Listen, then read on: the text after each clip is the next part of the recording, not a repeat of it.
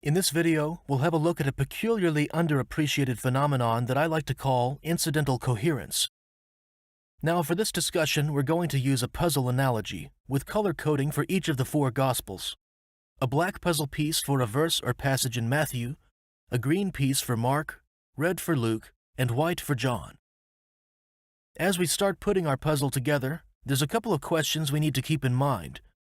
In the four Gospels of the New Testament, do we have a set of documents that are either written by eyewitnesses or based on the testimony of eyewitnesses to real historical events? Or, alternatively, do we have a set of largely fictional accounts spun off of some common core of embellished stories? Stories that would amount to something like first-century urban legends. With this puzzle analogy, we're going to see which approach makes better sense of our data. Either we can picture all of history as one giant puzzle, of which countless pieces are missing, with the four Gospels contributing some of the pieces that we do have.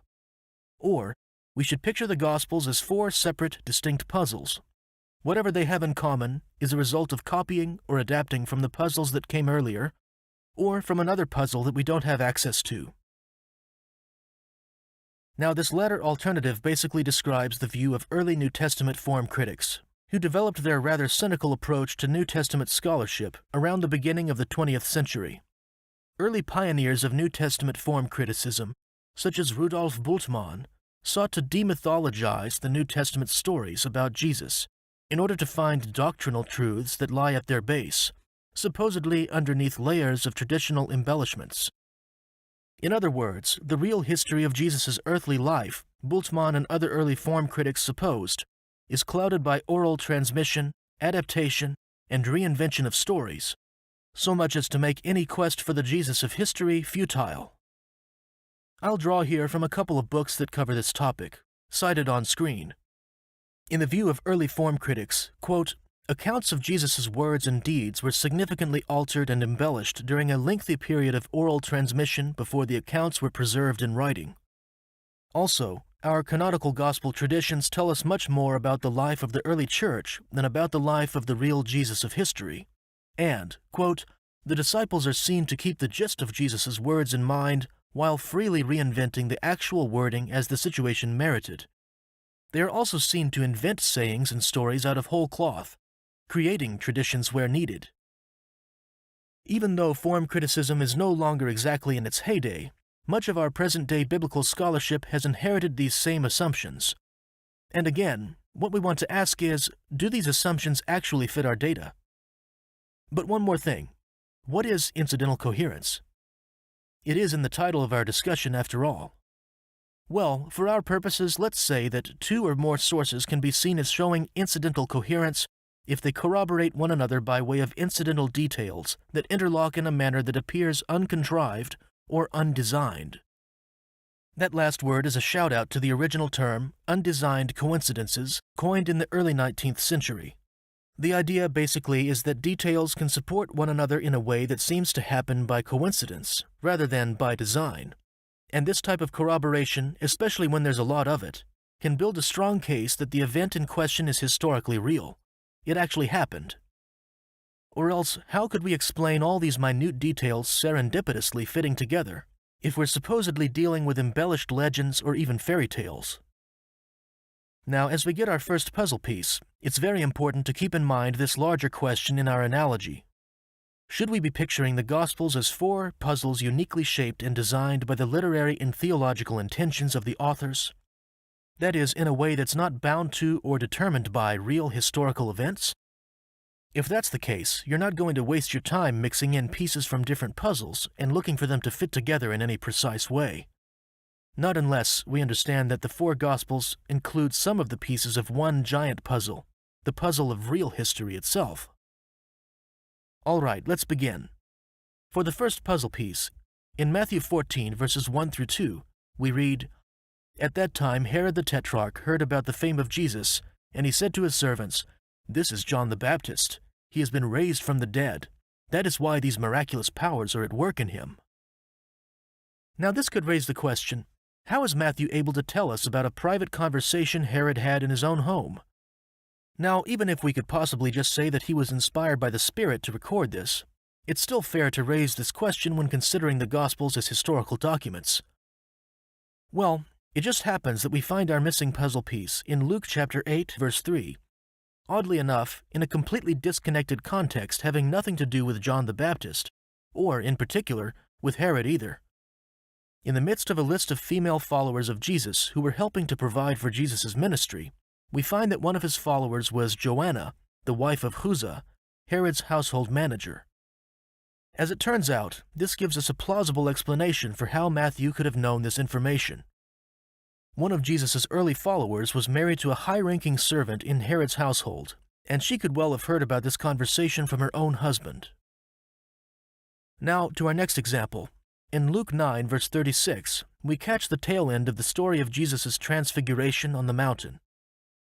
Peter, James, and John had just witnessed, of all things, Jesus talking with Moses and Elijah while taking on a glorious, dazzling appearance, and the Father's voice resounded from a cloud, telling them to listen to his Son. Then, verse 36 tells us, they kept silent and told no one in those days anything of what they had seen. Now, even if you didn't know that just about every time Jesus does something spectacular, people are going around spreading the news like wildfire, even if you didn't know that, this would seem pretty strange. It's all too easy to picture, well, not to pick on Peter, but Peter, as soon as he gets down the mountain, going to the others and saying, "Guys, you are not going to believe what we just saw." But here, Luke tells us they all three kept quiet about it for some reason. So, why in the world would you not tell anyone about how God himself had just commended Jesus, your rabbi, as his son? Well, it seems Luke isn't quite giving us the whole story here, but we'll see neither does Mark give us the whole story. Mark, however, adds the missing detail that answers our question from Luke. Mark 9, verse 9 reads, "And as they were coming down the mountain, he charged them to tell no one what they had seen, until the Son of Man had risen from the dead." For one thing, in their minds, the Messiah is supposed to immediately become this glorious king and live forever or something. So this stuff about dying makes them pretty uncomfortable. But there's the more obvious point. He commanded them not to tell anyone. So Mark records the command, but not that they obeyed it. But we find out from Luke that they did obey it, even though he doesn't mention the command. Next, the Gospel of John makes its first appearance, and it's important to note that the setting for this discussion between Jesus and Peter takes place after the resurrection, meaning that the whole context for this event depends on not just any miracle, but the miracle of Jesus rising from the dead. So, John 21, verses 15 to 17. When they had finished breakfast, Jesus said to Simon Peter, "Simon, son of John, do you love me more than these?" Let's pause here to note, he seems to be saying, "Do you love me more than the other disciples love me?" He said to him, "Yes, Lord, you know that I love you." He said to him, "Feed my lambs." He said to him a second time, "Simon, son of John, do you love me?" He said to him, "Yes, Lord, you know that I love you." He said to him, "Tend my sheep." He said to him the third time, "Simon, son of John, do you love me?" Peter was grieved because he said to him the third time, "Do you love me?" And he said to him, "Lord, you know everything. You know that I love you." Jesus said to him, "Feed my sheep." Notice here that Jesus, by repeatedly seeming to call Peter's love for him into question, apparently hurts Peter's feelings or something. Is he just really trying to drive home the point that Peter needs to take care of his sheep? And why should Peter love him more than the others do? Why does Jesus ask 3 times in particular? One has to wonder if there could be some significance behind this, Well, first we turn to a passage in Matthew 26, where Jesus is on the Mount of Olives with his disciples just after the Last Supper, and he foretells that they would all break faith with him before the morning. And Peter says, "Though they all fall away because of you, I will never fall away." Jesus said to him, "Truly I tell you, this very night before the rooster crows, you will deny me 3 times. Peter said to him, "Even if I must die with you, I will not deny you." And all the disciples said the same. So we have Peter here somewhat arrogantly proclaiming that he would remain faithful even if none of the others did. Hence Jesus' question in John 21, "Do you love me more than these, or more than they do?"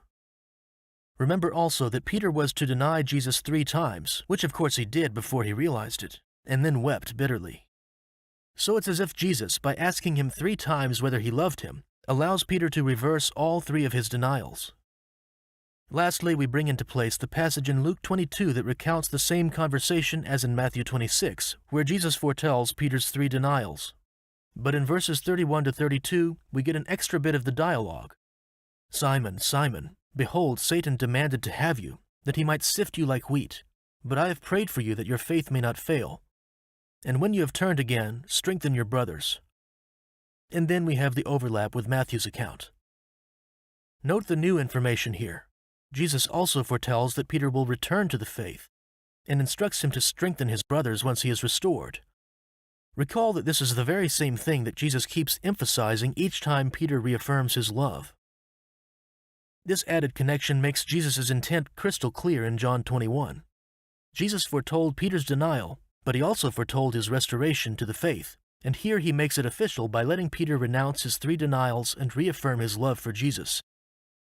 And now that what Jesus predicted has been fully realized, he restates his command to strengthen the brethren, this time using the figure of the shepherd and flock. Okay, that's a start. As we keep these last few examples in mind, J. Warner Wallace, speaking as an experienced homicide detective, supplies us with a helpful quote. Wallace writes, "No single witness is likely to have seen every detail, so I must piece together the accounts, allowing the observations of one eyewitness to fill in the gaps that may exist in the observations of another eyewitness. That's why it's so important for eyewitnesses to be separated before they are interviewed. True, reliable eyewitness accounts are never completely parallel and identical. Instead, they are different pieces of the same puzzle, unintentionally supporting and complementing each other to provide all the details related to what really happened." Now, wouldn't it be interesting if we could continue finding this same type of pattern across the Gospels? Our example of this incidental coherence among the Gospels so far has mostly involved the so-called synoptic Gospels, or Matthew, Mark, and Luke, although we have one passage from John. I say so-called synoptics because the term implies that they present one view of the life of Jesus. But the type of evidence we're looking at suggests multiple points of view giving rise to unique details in their records. But at this point, a form critic might dismiss these examples and say, well, sure, you're going to have some overlap in the synoptics. I mean, they're probably just using the same sources, and all this interlocking can be explained by selective copying or just plain coincidence. Okay, well, maybe something like selective copying could explain away the example where only Mark gives Jesus' command, but only Luke 9 records that they obeyed it. But let's add some more examples, and see if this type of explanation holds up. Luke gives his account in chapter 23 of Jesus being accused before Pilate. If we just read straight through the account, we find something pretty bizarre. "And they began to accuse him, saying, 'We found this man misleading our nation, and forbidding us to give tribute to Caesar, and saying that he himself is Christ, a king.'" So pause right there. That last part is a very clever accusation to bring, actually, since there is some semblance of truth to it. Jesus isn't exactly hiding that he understands himself to be the Messiah. I mean, he all but admitted as much before the Sanhedrin in the previous chapter. But if Jesus is bypassing Caesar's authority to make himself a king, then the charge they're bringing amounts to sedition. Surely something Pilate would have to take seriously. But as we read on, Pilate says, "Are you the king of the Jews?" And Jesus answers, "You have said so." Now, there's some disagreement among scholars on exactly what Jesus means by this, but apparently it's something like, "You said it yourself," or possibly, "That's what you're saying." In any case, it's certainly not a clear denial of the charge. Then what does Pilate say? "I find no guilt in this man." Huh? What? Did Jesus just refuse to deny the charge that he was making himself a king? And then Pilate immediately declared him innocent? This makes absolutely no sense. But hold that thought. In John 18, we have no record of this particular charge being brought against Jesus, but then Pilate just seems to bring the question out of nowhere. "Are you the king of the Jews?" Then Jesus basically says, "Are you just asking because other people said it?" But then Pilate gets his answer. "My kingdom is not of this world. If my kingdom were of this world, my servants would have been fighting, that I might not be delivered over to the Jews." Oh, you just have a spiritual kingdom. Must be some kind of Jewish superstition, not an actual threat. And then after this, Pilate goes back out and tells the crowd, "I find no guilt in him." Notice here that the explanation goes both ways. In Luke's version, Pilate's response to Jesus' abrupt refusal to deny such a serious charge seems, well, nonsensical. John fills in the intervening context, while Luke supplies the missing context in John, that the Jews had directly accused Jesus of claiming to be a king in the first place. However, this solution in John 18 for Pilate's awkward acquittal of Jesus in Luke 23 actually raises another question because of something John recorded earlier in the same chapter. Recall the incident in the Garden of Gethsemane in which Peter cut the ear off of the high priest's servant? It's pretty odd, just reading John's account, to think that Jesus could so bluntly speak as though his servants hadn't been fighting, when this incident is recorded right there, earlier in the same chapter. So, what's up with that? Well, Luke 22:51 drops in the detail that Jesus commanded them to stop fighting, and then immediately healed Malchus, so that no sign of fighting remained. Well, let's just say it's going to look pretty silly, bringing in Malchus as a witness that his ear was chopped off when he has 2 ears. Notice, selective copying can't make sense of this. I mean, John was written later than Luke for one thing. So what are we going to say here? That John invented Jesus' conversation with Pilate to explain something in Luke, while leaving out the important context of the accusation against Jesus, and at the same time creating an apparent problem in his own narrative in which Jesus' servant, Peter, was fighting, and relying on Luke to resolve the issue? No, it's pretty clear that these authors would not or could not have planned out these connections. But can we chalk it all up to dumb luck? Or, dare I ask, could it be that these pieces lined up because the events actually happened? In Luke's account of the Last Supper, in chapter 22, we read, "A dispute arose among them, as to which of them was to be regarded as the greatest. And he said to them, The kings of the Gentiles exercise lordship over them, and those in authority over them are called benefactors. But not so with you. Rather, let the greatest among you become as the youngest, and the leader as one who serves. For who is the greater, one who reclines at table or one who serves? Is it not the one who reclines at table? But I am among you as the one who serves." Jesus' point here is clear enough, but his exact wording is a little curious, where he says, "I am among you as the one who serves." Yes, I'm sure we could understand Jesus as being one who serves in a general sense, but does he have something specific in mind? In fact, doesn't Jesus' precise choice of words here sort of indirectly imply that he's not reclining at table with them? He's setting up a contrast between himself as one who serves and someone who reclines at table. But isn't he sharing the Passover meal with them? What exactly is he talking about here? Well, read through Luke, and you'll find that it's just a bit of a mystery, and we move on. But if we go to John chapter 13, in the midst of his recounting the same event, the Last Supper, we read that he laid aside his outer garments, and taking a towel, tied it around his waist. And then he proceeded to give them a vivid object lesson in humility by washing his disciples' feet, a lesson which they evidently needed pretty badly, given that Luke records their arguing over who was the greatest among them in that very same setting. Turning back to the contrast in Luke between one who reclines at table and one who serves, we now have a ready explanation. At least at one point, Jesus wasn't reclining at table. He was kneeling down and washing their feet like a humble servant. This would be some pretty amazing dumb luck for Luke to ascribe to Jesus words that link up perfectly, though very indirectly, with an event he doesn't even record. In fact, only John tells us that Jesus washed their feet at the Last Supper.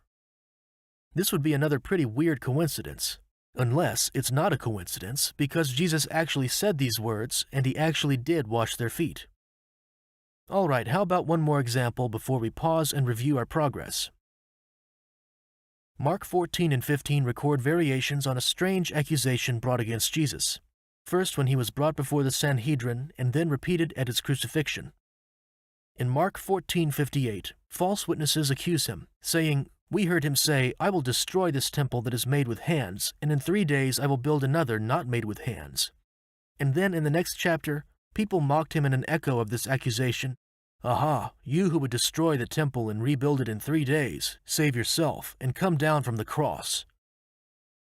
Mark 14:56 calls this a false accusation, and indeed, nowhere in Mark or in any of the synoptics will the reader find anything resembling these words coming from Jesus.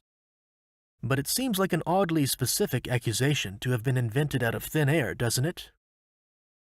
It turns out, though, that there is a likely kernel of truth at the base of this accusation, found in John 2, where Jesus had just driven the merchants and money changers out of the temple, and the Jews demand a sign from him. So he says, "Destroy this temple, and in 3 days I will raise it up." So there he is in the temple, and, similar to our last example, Jesus connects his teaching to the immediate scene in which he finds himself, saying that when they destroy the temple of his body, John clarifies in verse 21, he will resurrect himself in 3 days. But Jesus speaks here in his typical cryptic manner, and as we see in the verses that follow, he is promptly misunderstood by his audience, who, sure enough, think that he's talking about the building they're standing in. Remember, John alone records this statement by Jesus in a context completely unconnected to any accusations brought against Jesus. Here we see how these actual words of Jesus could plausibly have been misunderstood and twisted into the form of the false accusations recorded in Mark, which otherwise would just seem to come out of nowhere. So, as we've continued to assemble our puzzle with these last few examples, we've been finding that John's Gospel actually shows incidental coherence with the other Gospels quite a bit. For the form critic, this might seem a bit strange, since John is presumed to have even less of a connection with real events than the synoptics, since it was written decades later, allowing more time for the supposed legendary development. Notice that the explanations go in all sorts of directions here, with each arrow pointing towards a passage that's explained by the other. There's no real pattern of, say, the earliest Gospels supplying all the finer points of detail to fill in the later Gospels, or vice versa, or anything of the sort. Now, should we picture, for example, John being extremely clever and sneaky about plugging in missing details in the so-called synoptics, and even cleverly leaving gaps in the context of certain passages that would only be filled in by reading the other Gospels? Or is it all just coincidental? Honing in on this last empty corner of the puzzle, let's have a look at one final set of examples that, as we'll find out, all converge on a single event that's recorded in all 4 Gospels. In Matthew 11:21, Jesus is calling out certain cities that did not repent, despite the generous testimony of his miracles. "Woe to you, Chorazin! Woe to you, Bethsaida! For if the mighty works done in you had been done in Tyre and Sidon, they would have repented long ago in sackcloth and ashes." Well, someone reading the book of Matthew might wonder, what mighty works were done in Bethsaida? In point of fact, Matthew doesn't relate any miracle stories that mention Bethsaida. And if we don't have the answer anywhere, that's okay. Having unanswered questions about history, sadly, is inevitable. If we go to Mark, we do find in chapter 8 that Jesus heals a blind man in Bethsaida. There's one miracle. But Jesus was clearly trying to keep a low profile here, telling him to avoid Bethsaida and go straight home, apparently so as not to make a scene. Not only that, but Jesus does speak of mighty works, plural, so this incident by itself doesn't quite feel like an answer to our question. Is there more to it than this? Let's hold on to that question for the moment, and bring in another piece of the puzzle. In John 6:5, we find Jesus, just before his famous miracle of the feeding of the 5,000, asking Philip, "Where are we to buy bread so that these people may eat?" So why does he choose Philip for this question? Well, that's all right. Jesus can talk to whoever he wants to. But Philip is barely mentioned in the synoptics, and this is one of only 2 places where John records words that Jesus directed at Philip. So it's fair to ask, why here? It's also worth noting that just after Philip answers, Andrew chimes in with his own contribution.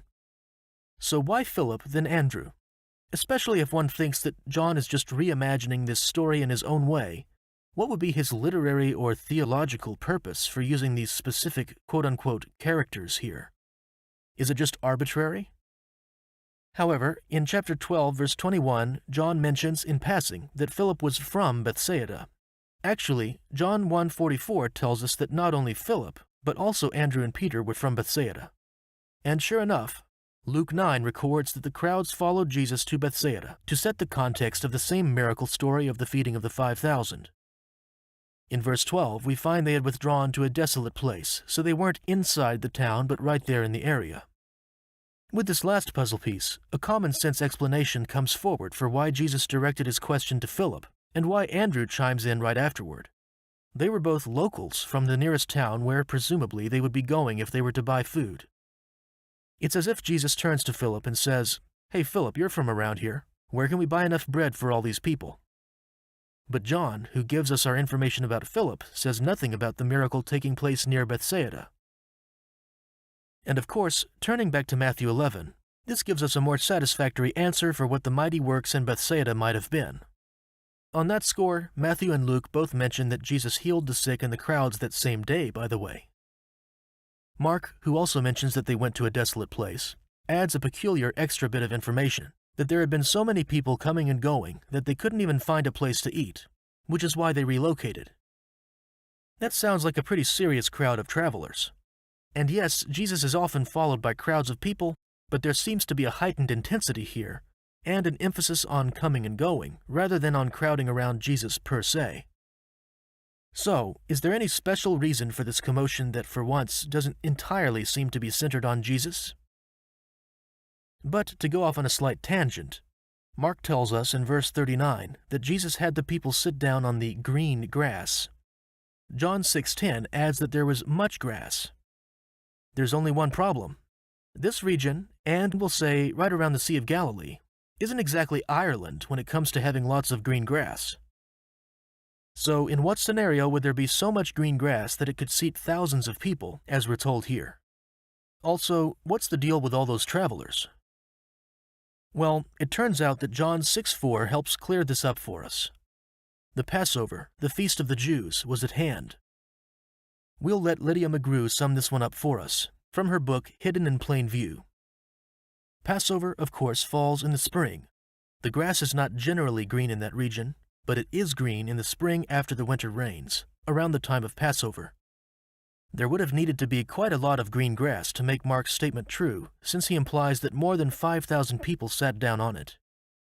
At that time of year, but not at others, such a quantity of green grass would be possible. So here we have a perfect fit between John's casual reference to the time of year and Mark's specification of the detail of the green grass. McGrew also writes, Josephus tells of an estimate of almost 3 million Jews in Jerusalem for Passover during the reign of Nero. The biblical texts themselves speak often of the practice of traveling to Jerusalem for the festivals. There is no doubt that Jews would have been on the roads in large numbers when the Passover was coming up. Thus, the small detail that Passover was near makes good sense of both the suffocating crowds of travelers and the abundant green grass. Now, jumping back to Matthew 11, Jesus continues after verse 21 with calling out the unrepentant cities, but in verse 23, we find some especially harsh words against Capernaum. "And you, Capernaum, will you be exalted to heaven? You will be brought down to Hades." Now, these words seem harsh enough just at first glance, but when we look at where Jesus gets them from, we see that they cut even deeper. Isaiah 14 incorporates the story of a heavenly being, best known as Lucifer because of the Latin Vulgate translation. "How you have fallen from heaven, O bright star, son of the dawn." In this passage, we find the very language Jesus applies to Capernaum in Matthew 11:23. "You said in your heart, I will ascend to heaven. Yet you will be brought down to Sheol, or Hades, to the lowest parts of the pit." The clear allusion here actually compares the unrepentant Capernaum with the pride of Satan himself. Ouch. Well, why so harsh with Capernaum in particular? Well, it's true that there are several miracles recorded as taking place in Capernaum. For example, we see that the centurion's servant was healed at Capernaum in Luke 7, and that Capernaum was also where the paralytic was lowered through the roof and healed in Mark 2. But what makes Capernaum so particularly unrepentant? Was it just that not enough people there responded to his preaching and his miracles and started following him? But even just reading the passage about the paralytic in Mark 2, you'll find that Jesus seems pretty popular with the people there. So again, why are his words so pointed here in Matthew 11? Well, the immediate aftermath of the feeding of the 5,000 may just give us an answer. After Jesus and his disciples landed their boat on the other side of the Sea of Galilee, the same crowds Jesus had just fed caught up with him in Capernaum, basically hoping for another free meal. Jesus calls them out on this and launches from there into his teaching that he is the bread of life, even telling them that they must eat his flesh and drink his blood. Again, here Jesus speaks with cryptic spiritual illustrations and is again misunderstood. Some take him for a madman. Verse 59 tells us Jesus gave this teaching in the synagogue at Capernaum, and further on we read that many of his disciples no longer followed him after this. So, in other words, Jesus was preaching this in Capernaum, where many of his miracles were well known already, and the crowd is filled with those who have just personally witnessed a tremendous miracle. But Jesus gives them one difficult teaching, and rather than trusting in him and seeking to understand it, many of his followers just gave up on him right then and there. Jesus is obviously hurt, or in the very least irritated, by this, as is clear from the dramatic scene that follows. Some disciples were grumbling about what Jesus had said, and Jesus responds, "Do you take offense at this? Then what if you were to see the Son of Man ascending to where he was before? It is the Spirit who gives life. The flesh is no help at all. The words that I have spoken to you are spirit and life, but there are some of you who do not believe." After many of his disciples then turned their backs on him, he said to the 12, "Do you want to go away as well?" So the fact that Jesus was abandoned there by many of his disciples, even after such a grand display of miracles, certainly makes sense as the backdrop for Jesus' especially sharp words against Capernaum. Well, we've had a big chunk of information here, so let's see the big picture. Building from Matthew 11, in John 6, Philip responds to Jesus' question about buying bread, and Andrew chimes in. In John, we find out they were both from Bethsaida, and lo and behold, Luke 9 locates the miracle near Bethsaida.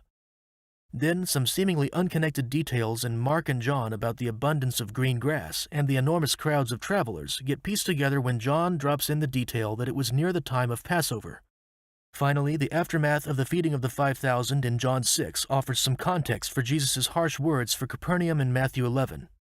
And actually, there are still more examples connected to this particular miracle than we've had space to cover here. Again, let's note that we have arrows going in all different directions here, and all four Gospels both help explain the others and are explained by the others.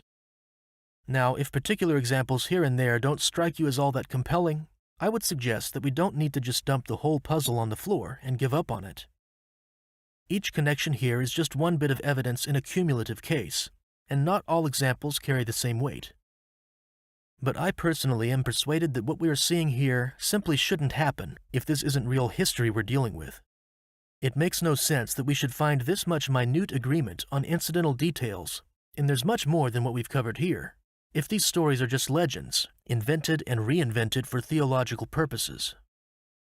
Notice also the gray gaps still left on our puzzle board. This is intentional, simply to make the point that with anything, especially with ancient history, we're necessarily going to have missing puzzle pieces. History and archaeology simply can't preserve everything for us. So, when two pieces of the puzzle don't seem to fit together, what if we don't just assume that there's an actual mistake or contradiction? If history often vindicates the accuracy of the Gospels, and if they show such a strong pattern of incidental coherence, then instead of jamming two pieces against each other and declaring them contradictory, what if we allow for the possibility that there could be a missing piece of the puzzle right between them? To use Andrew Norton's words, since I don't think I could say it any better, if the coincidences of which we speak had been factitious and intended to give an air of probability to the narrative, they would not have been left so latent and obscure as they often are. The writer would have taken care that they should be noticed by the reader. On the contrary, those to which we particularly refer are obviously undesigned. If, then, the appearances which have been described really exist, they can be accounted for only by the truth of the history. It is impossible that a fiction pretending to the character of true history, especially a fiction relating to such events as are recorded in the Gospels, should be so consistent with itself, with probability, and with known facts in such a number and variety of latent coincidences. Now, as we close, to break from our puzzle analogy, what if we think of each Gospel writer as an artist, painting us 4 different portraits of some of the same characters and stories? And each artist may put his own unique spin on the scene. Again, whatever the portraits have in common must be due to the artists imitating one another, reimagining the same scenes, or copying an even earlier painting, or maybe even dreaming up something new altogether. Now, what would happen if we started combining or layering their portraits of the same story?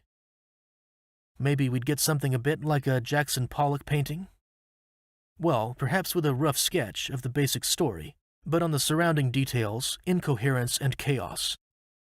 But what if we imagine that these artists were trying to portray the same real events and people? That they were either there themselves to witness a particular scene, or they were going by the direct testimony of someone else who was there. Now, if we start to combine all their individual brushstrokes of detail, do we find that they add clarity, definition, and depth to the scene? If so, what will we conclude? That these are all just happy little accidents? Or that the fine details of the scene complement and clarify one another precisely because there is a real event at the base of the accounts? We have the testimony of eyewitnesses who were giving us details as they naturally came into the story, emphasizing or sometimes leaving out certain details according to their own perspective, recollection, or focus. Well, that wraps up our discussion. I want to give special thanks to Tim and Lydia McGrew, without whose work I would be totally ignorant of this subject.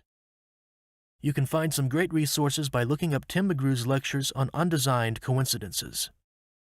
His wife, Lydia McGrew, has an excellent detailed book called Hidden in Plain View that covers incidental coherence or undesigned coincidences among the Gospels and between Paul's letters and the Book of Acts.